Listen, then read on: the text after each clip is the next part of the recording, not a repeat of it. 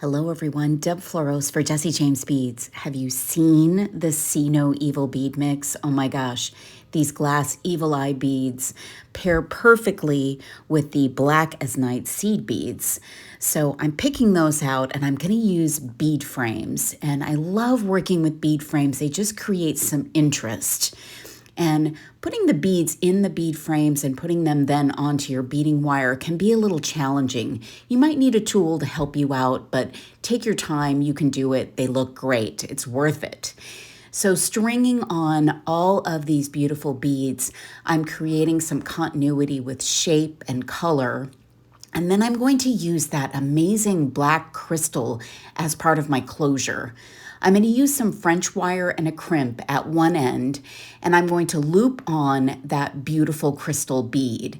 And that's just going to act as one end of my closure.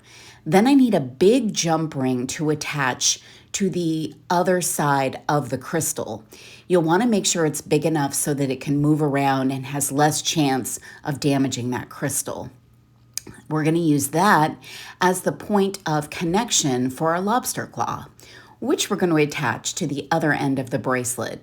So with French wire and a crimp, I'll attach my lobster claw, and then I'm going to have a place to attach onto my beautiful black crystal, which matches back perfectly to the seed beads and those evil eye beads. I love this bracelet, so much fun to make, easy project. You can find everything to make this project at JJBbeads.com. Thanks so much for watching.